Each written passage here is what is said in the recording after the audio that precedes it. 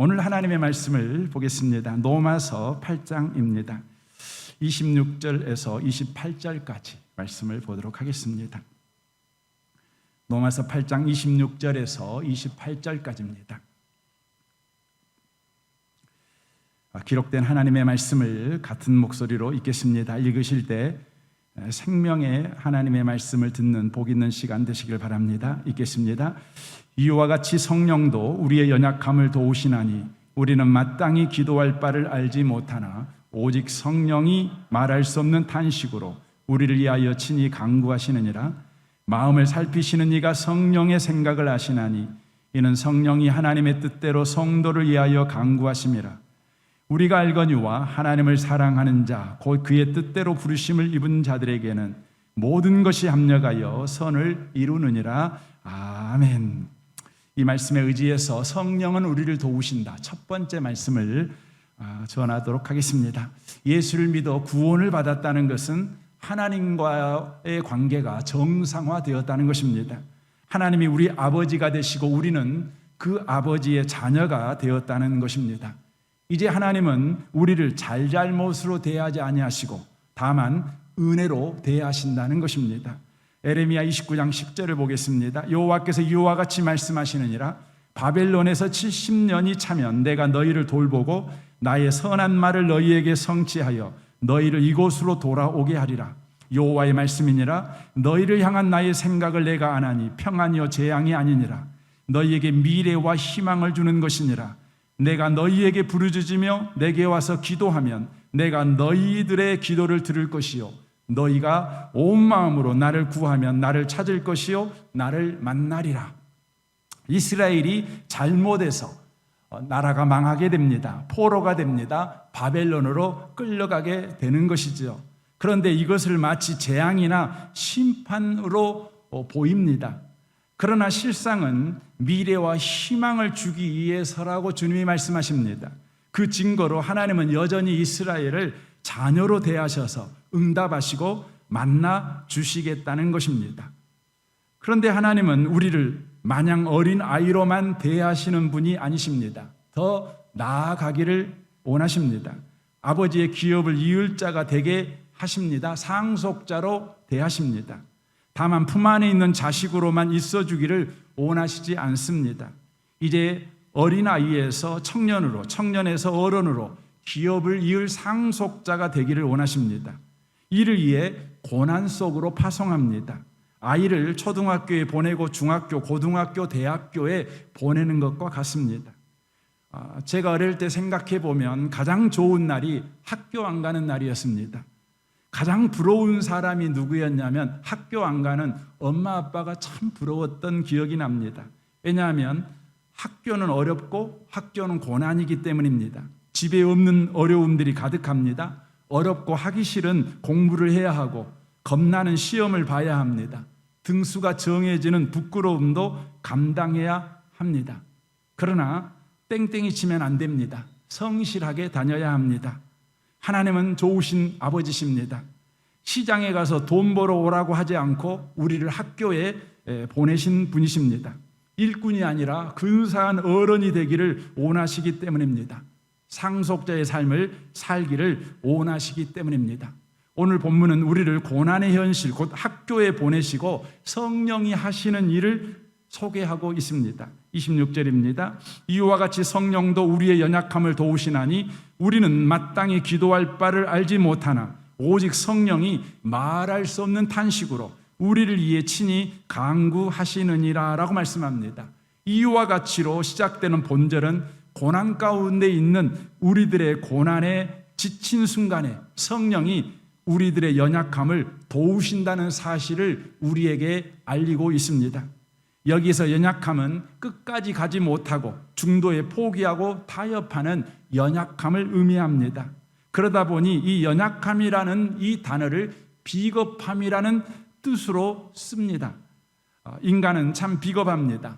처음은 그럴싸하지만 마지막은 흐지부지입니다. 꼭 베드로 같습니다.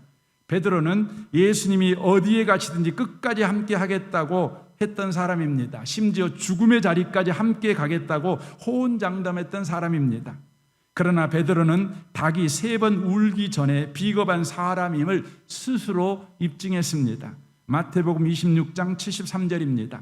조금 후에 곁에 섰던 사람들이 나와 베드로에게 이르되 너도 진실로 그 도당이라. 내 말소리가 너를 표명한다 하거늘 그가 저주하여 맹세 이르되 나는 그 사람을 알지 못하노라 하니 곧 닭이 울더라.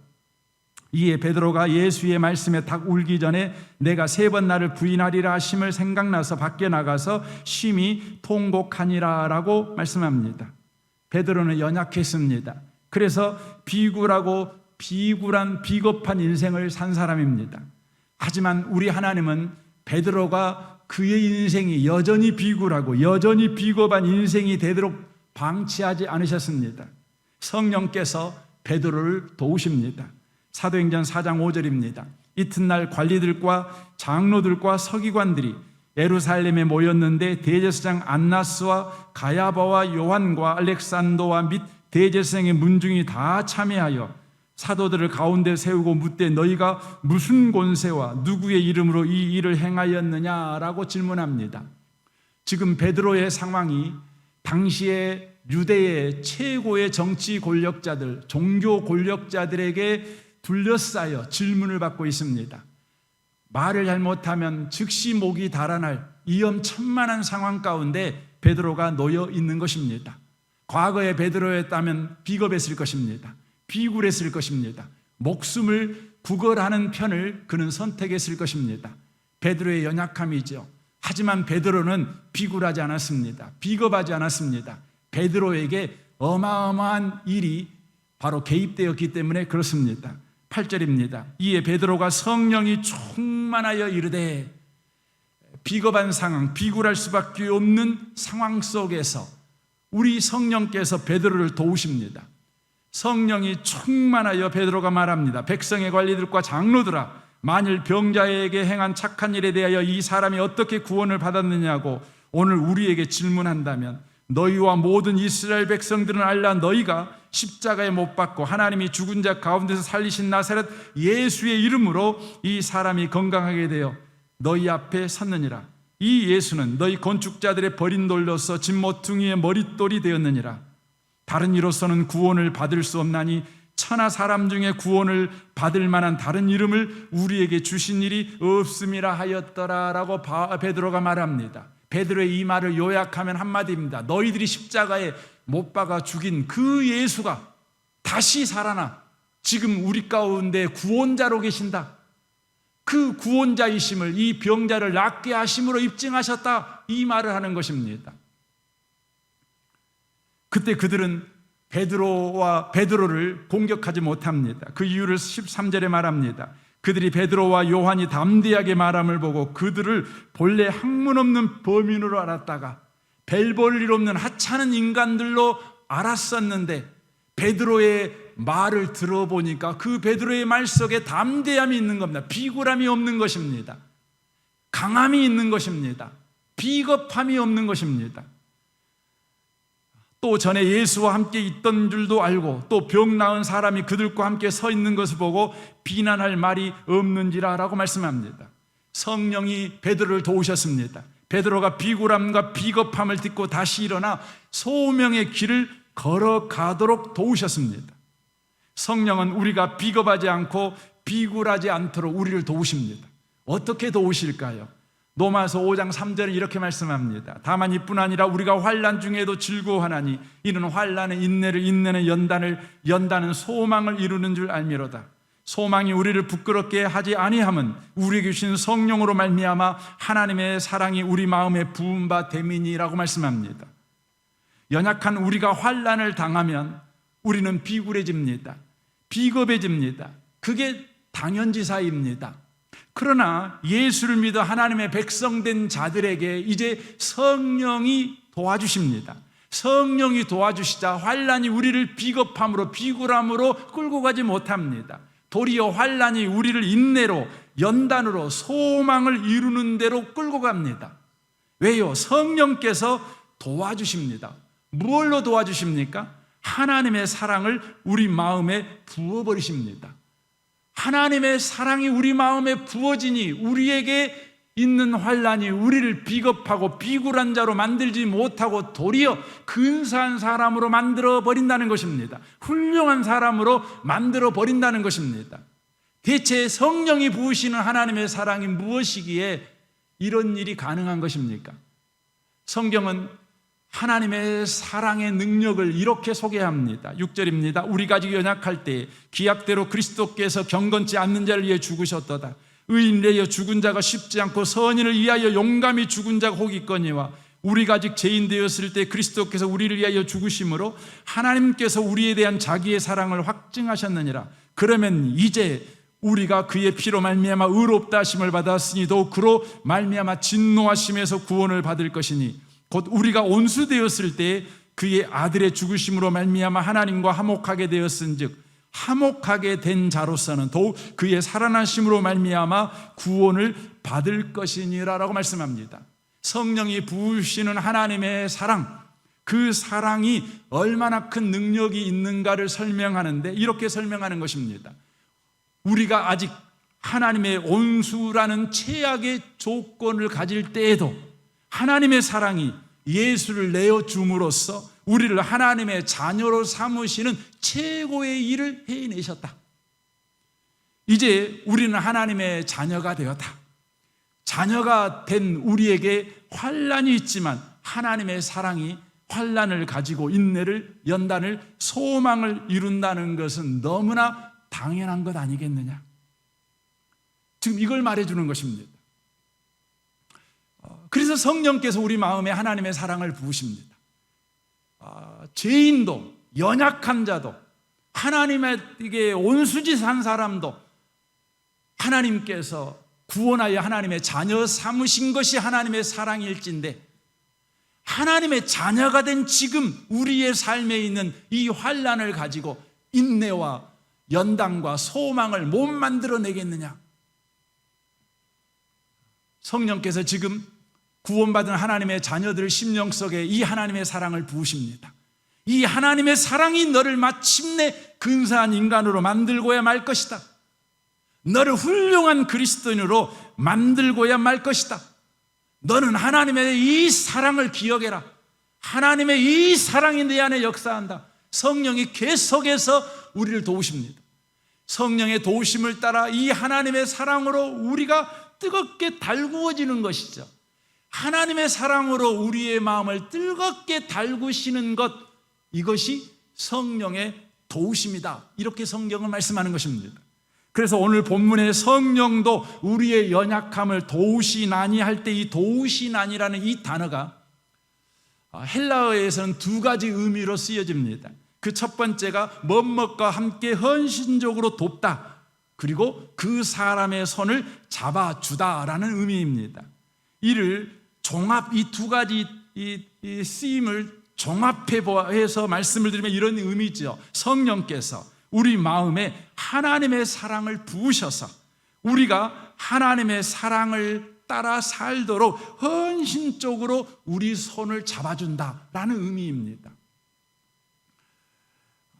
출애굽기 17장을 보시면 역사적으로 한 사건을 통해서 이걸 우리에게 보여줍니다. 11절입니다. 모세가 손을 들면 이스라엘이 이기고 손을 내리면 아말렉이 이기더니 모세의 팔이 피곤함에 그들이 돌을 가져다가 모세의 아래에 놓아 그가 그 위에 앉게 하고 아론과 훌이 한 사람은 이쪽에서 한 사람은 저쪽에서 모세의 손을 붙들어 올렸더니 그 손이 해가 지도록 내려오지 아니한지라. 여호수아가 칼날로 아말렉과 그 백성을 쳐서 무찌르니라라고 말씀합니다. 이스라엘이 느비딤에서 아말렉과 전쟁을 하게 됩니다. 모세가 전쟁터를 바라보는 높은 산에 올라가서 손을 높이 들어 하나님께 기도하면 이스라엘이 이깁니다. 하지만 모세가 연약하여 손이 내려오면 이스라엘이 지는 상황이 벌어지게 됩니다. 그때 아론과 훌이 모세의 손을 붙들어 올려 모세의 손이 내려오지 않도록 돕습니다. 그런데 아론과 훌이 모세의 손을 잡아준 것은 모세의 손이 연약해서 자꾸 내려오기 때문에 그 손을 잡아준 것이 아닙니다. 왜 그 손을 잡아줬냐면 아론과 홀의 심령 속에 이스라엘 백성을 사랑하는 하나님의 사랑이 그들의 마음을 달구자 모세의 손을 함께 잡아 하나님을 향해서 들게 된 것입니다.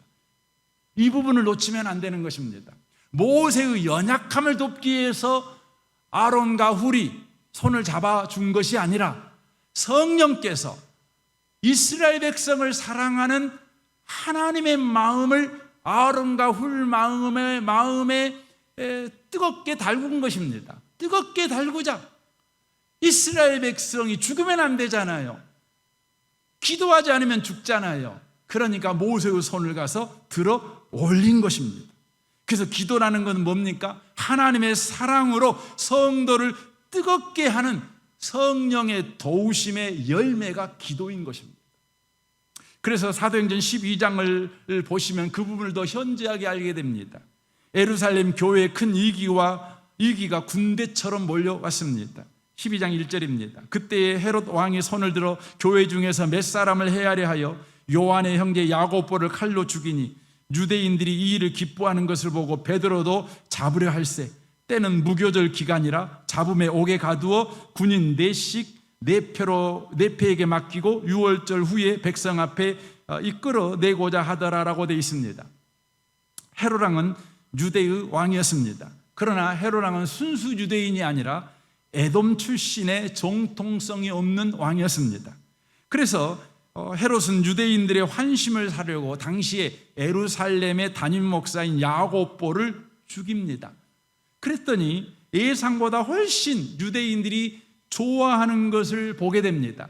그래서 그는 정치적 이득을 더 얻기 위해서 베드로까지 잡아 감옥에 가둡니다. 그리고 6월절이 끝난 이후에 죽이려고 하는 것입니다.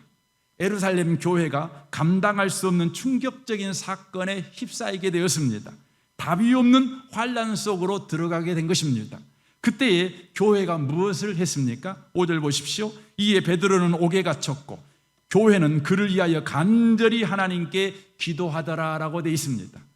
교회가 무엇을 했다고요? 하나님께 기도했습니다. 그런데 이 본문 말씀을 직역하면 이렇게 됩니다. 그러나 기도는 교회에 의해 뜨겁게 타올랐다. 이렇게 됩니다. 직역하면 바로 기도가 교회에 의해 뜨겁게 타올랐다는 것입니다. 예루살렘 교회는 이런 상황에서 염려로 충만하지 않고 기도를 뜨겁게 타오르게 했다는 것입니다. 기도가 교회를 뜨겁게 한 것이 아니라 교회가 기도를 뜨겁게 했다는 것입니다. 이는 무슨 의미의 말입니까? 기도가 먼저가 아니라 성도가 뜨거운 것이 먼저였다는 것입니다. 성도가 먼저 뜨거워지니까 기도가 바로 뜨거워지게 된 것이라는 것입니다. 이는 성령께서 교회를 도우신 것입니다. 성령께서 교회를 하나님의 사랑으로 마음을 뜨겁게 한 것입니다. 뜨겁게 한 것입니다. 즉 그들에게 있어서 문제는 베드로가 감옥에 갇힌 것이 문제가 아니라 자기들이 사랑하는 이가 감옥에 갇힌 것이 문제였습니다. 그러니까 교회의 문제가 있는 것이 문제가 아니라 사랑하는 이가 감옥에 갇힌 것이 문제였다는 것입니다. 여러분, 사람들은 보통 문제가 일어나면 문제를 크게 보지 그 문제 속에서 사람이 다치고 사람이 아파하고 사람이 힘들어하는 것을 우리는 생각을 못합니다. 그런데 이 예루살렘 교회에 성령이 도와주십니다. 도와주시니까 예루살렘 교회가 있는 당면 문제 때문에 예루살렘 교회가 기도한 것이 아니라 자기의 사랑하는 자들, 곧 하나님이 사랑하는 베드로가 감옥에 갇혀서 얼마나 고생할까, 이 생각을 성령께서 그들의 심령에 부어주신 것입니다. 곧 하나님의 사랑이 그들의 마음을 뜨겁게 하니까 하나님의 사랑으로 뜨거워진 교회가 기도를 뜨겁게 바로 만든 것입니다. 이걸 말해주는 것입니다. 그러므로 기도라는 것은 하나님의 사랑으로 뜨겁게 달구어진 성도의 마음에서 맺어지는 바로 열매라고 하는 것입니다. 하나님의 사랑으로 뜨겁게 달구어진 기도는 기적을 일으켰습니다. 모든 매인 것을 풀어버렸습니다. 사도행전 12장 7절입니다. 호련히 주의 사자가 나타나매 옥중에 광채가 빛나며 또 베드로의 옆구리를 쳐 깨워 이르되 급히 일어나라 하니 새 사슬이 그 손에서 벗어지더라.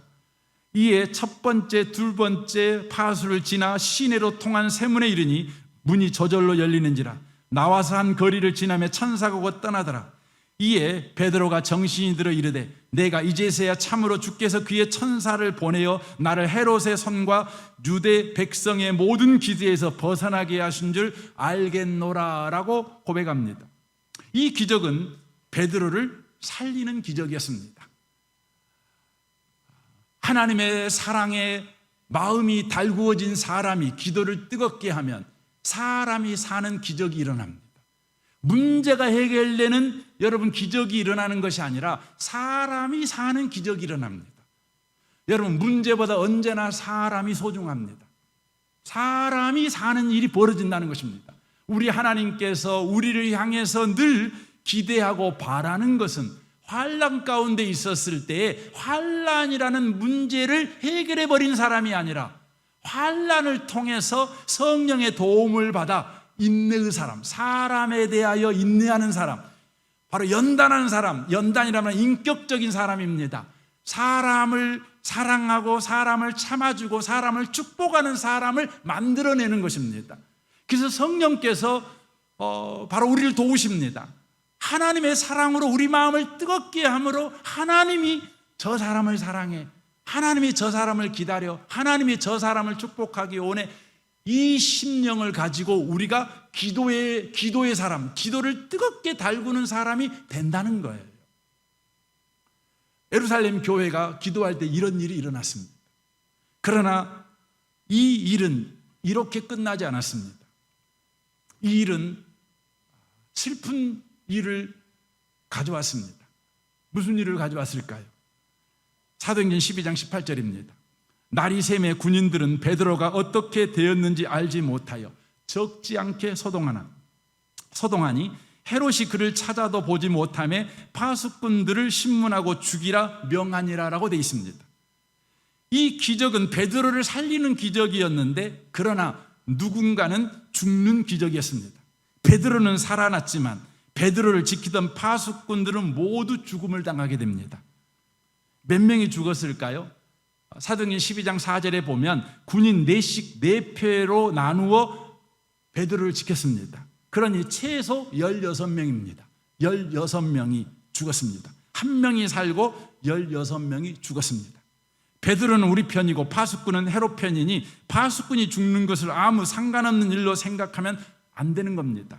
그들은 누군가의 아버지요 남편이요 아들이었을 것이기 때문입니다. 누군가는 아버지를 잃은 것이요 남편을 잃은 것이요 아들을 잃은 것입니다. 헤롯이 파수꾼들을 죽인다는 소식을 들었을 때 그들의 아내들은 얼마나 충격을 받고 얼마나 울부짖고 몸부림쳤겠습니까? 차디차게 식어버린 자식의 몸을 안고 어미는 얼마나 절망하고 그들의 자녀들은 또 얼마나 아빠를 목 놓아 불렀겠습니까? 그 이후에 그들의 삶은 어떻게 되었겠습니까? 폭군 헤롯은 파수꾼의 목숨을 파리 목숨처럼 여겼지만 우리 하나님은 결코 그런 분이 아니십니다. 하나님은 그들의 죽음을 당연하게 생각하거나 하찮게 생각하지 않습니다. 헤롯의 부하니 예수 안 믿는 사람이니 당연히 죽어도 돼. 예수 안 믿는 사람 수천 명 죽여도 예수 믿는 사람 살리면 되지. 이게 하나님의 마음이 아닙니다. 하나님은 그들을 사랑하십니다. 요한복음 3장 16절입니다. 하나님이 세상을 이처럼 사랑하사 독생자를 주셨으니 이는 그를 믿는 자마다 멸망치 않고 영생을 얻게 하려 하심이라 라고 말씀합니다. 사실 베드로와 파수꾼 중에 누가 죽고 누가 살아야 합니까? 베드로가 죽고 파수꾼들이 살아야 합니다. 왜입니까? 베드로는 천국이 보장된 그리스도인들 아닙니까?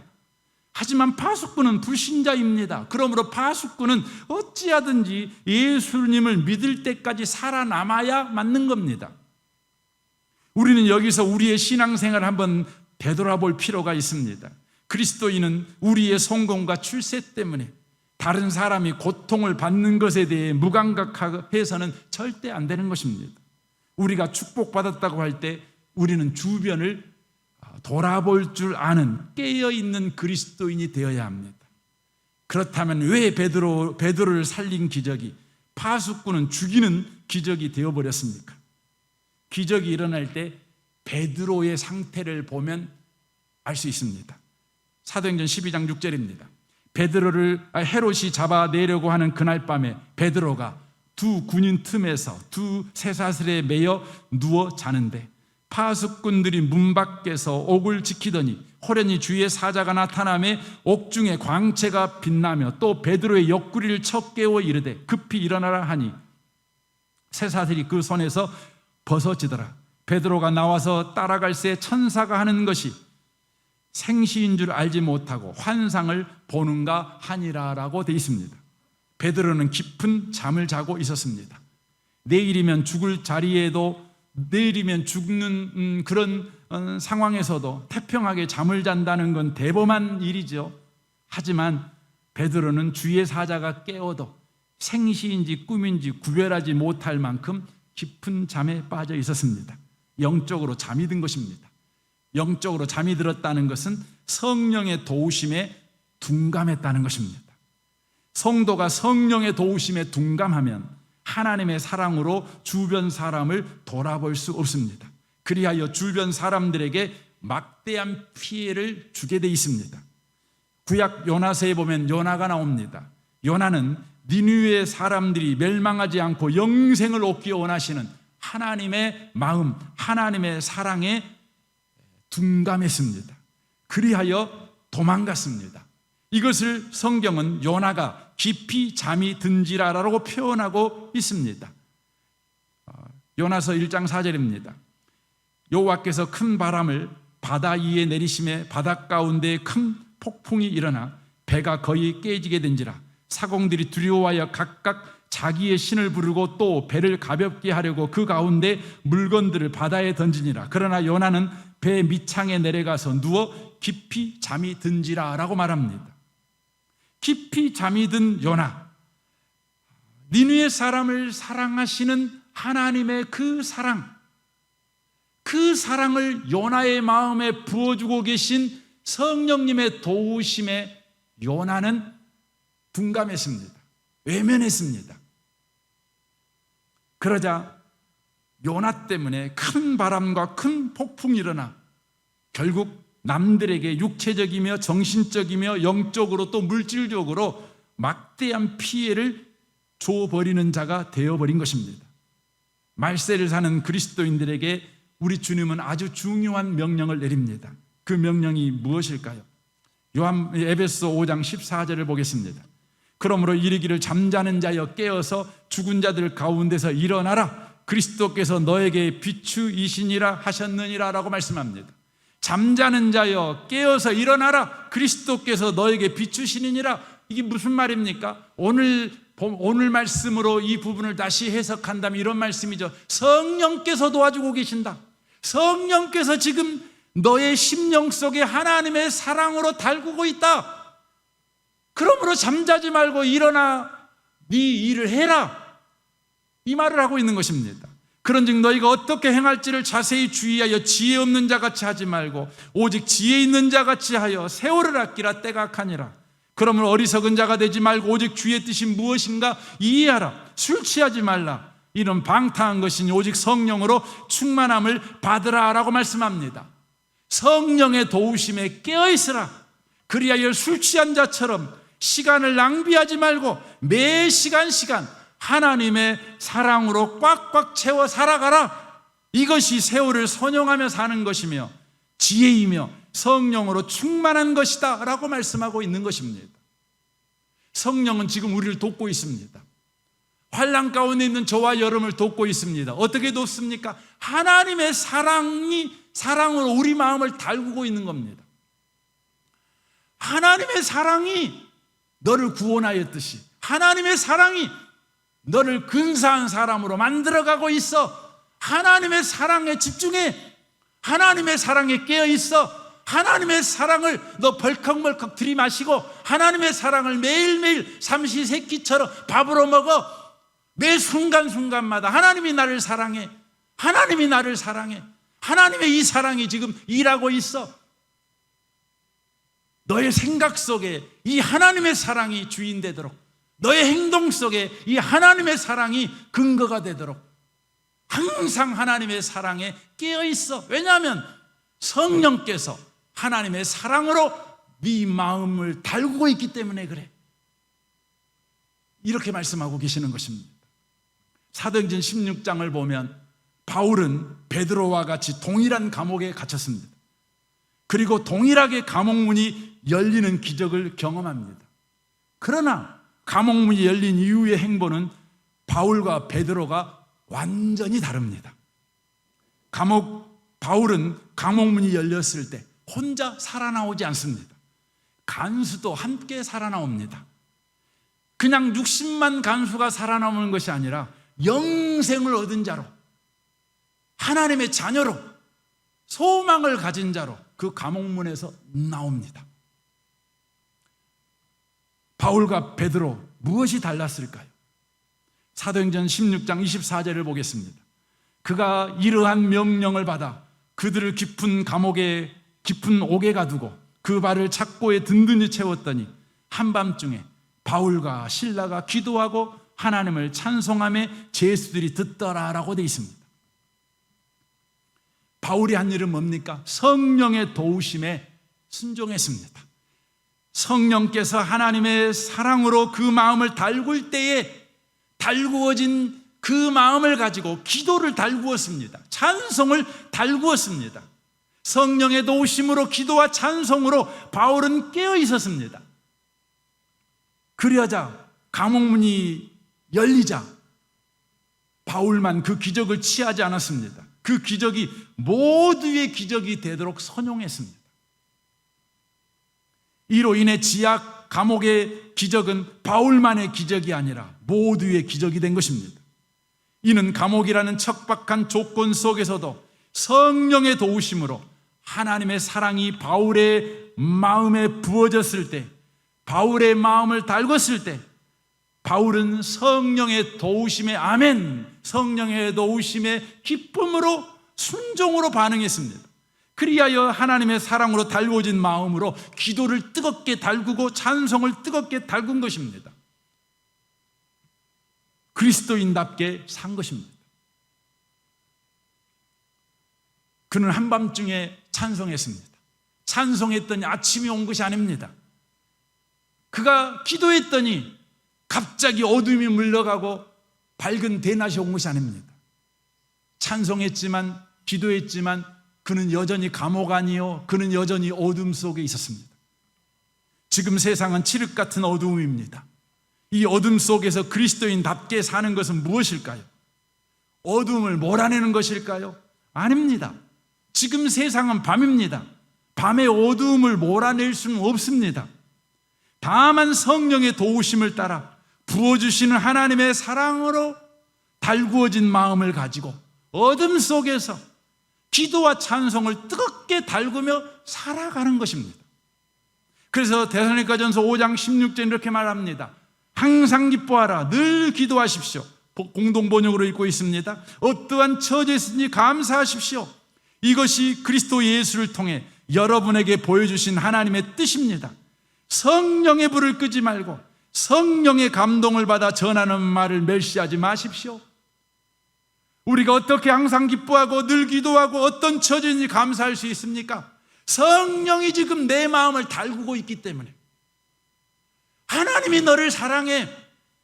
하나님이 너를 사랑하니 원수였을 때도 아들을 아끼지 아니하시고 내어주셔서 너를 하나님의 자녀 삼았잖아. 네가 지금 당하는 환난, 네가 당하는 어려움, 네가 당하는 고통쯤이야 우리 하나님께서 하나님의 사랑으로 너를 훌륭한 사람으로 만드는 일에 쓰지 않겠느냐. 네가 다만 기억해야 되는 것은 고난이 떠나가라고 울부짖을 것이 아니라 하나님의 사랑에 네 마음을 달구는 거야. 네가 칠흑 같은 어둠 속에 있다고 할지라도 하나님의 사랑으로 달구어진 네 심령을 가지고 기도를 뜨겁게 달고 찬송을 뜨겁게 달고 감사를 풍성하게 해. 주님이 이렇게 말씀하고 있는 것입니다. 성령으로 뜨거워진 마음으로 항상 기도하고 항상 기뻐하고 감사하고 나아가는 이 일,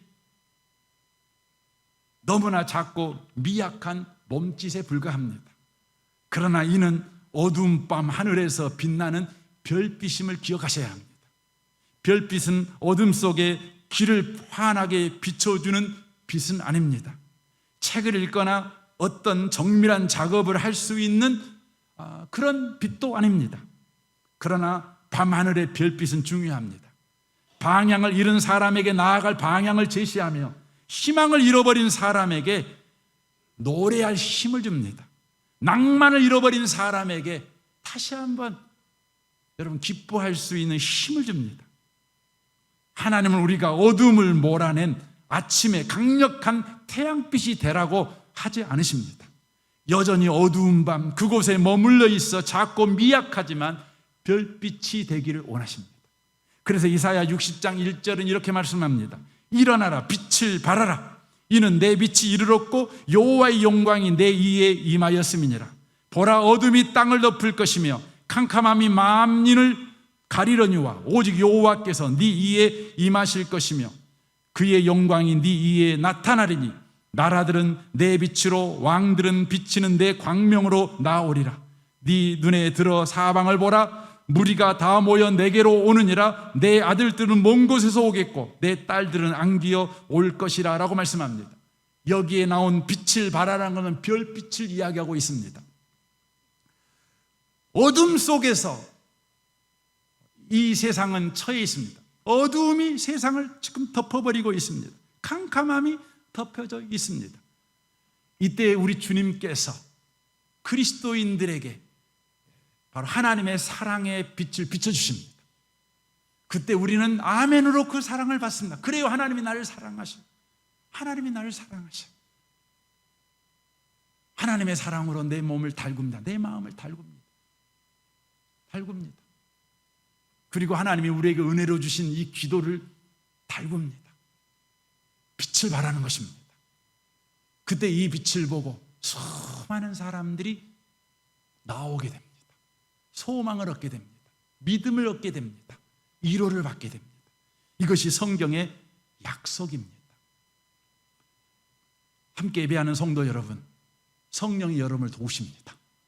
하나님의 사랑으로 여러분의 마음을 달구고 있습니다. 애면하지 마십시오. 아멘하십시오. 하나님이 나를 사랑하신다. 수천 번, 수백 번 여러분이 하나님이 나를 사랑한다는 걸 고백하십시오. 받아들이십시오. 성령이 여러분의 마음을 달구고 있습니다.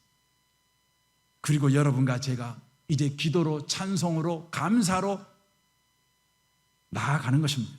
결론적으로 말씀을 드리겠습니다. 연약한 순간에 하나님의 영이 바로 우리 곁에서 우리를 도우시고 계십니다. 하나님의 사랑으로 우리 마음을 채우고 있습니다. 이제 그 사랑의 역사를 따라 우리가 선 자리에서 다만 기도하고, 다만 찬송하고, 이제 감사하고, 이제 기뻐합니다. 무언가 큰 업적을 이루려고 노심초사하지 않습니다. 다만 별빛처럼 그렇게 작고 미약한 빛을 바라며 살아갈 뿐입니다. 이로 인해 누군가가 소망을 얻게 될 것입니다. 누군가는 살게 될 것입니다. 그리스도인은 큰 업적을 남기는 목표로 인생을 살지 않습니다. 그리스도인들은 한 사람이라도 더 살게 하는 일의 목표를 가지고 사는 것입니다. 나 살기 위해서 남 죽이는 일을 하지 않습니다. 내가 죽고 네가 산다면, 나도 살고 너도 산다면, 모든 사람들이 산다면 바로 그 꿈을 꾸고 사는 것입니다. 성령이 우리를 도우십니다. 어느 시인의 시를 마지막으로 읽어드리고 싶습니다. 제가 전에 한번 읽어드린 적이 있는 것 같습니다. 이렇게 어둠이 크고 깊은 설산의 밤일지라도 빛은 저 작고 희미한 등불 하나로 충분했다. 지금 세계가 칠흑처럼 어둡고 길 잃은 희망들이 숨이 죽어가도 단지 언뜻 비추는 불빛 하나만 살아있다면 우리는 아직 끝나지 않은 것이다. 그대의 희미한 불빛만 살아있다면 그러니 그대 사라지지 말아라. 우리 시간에 같이 한번 기도하기를 원합니다.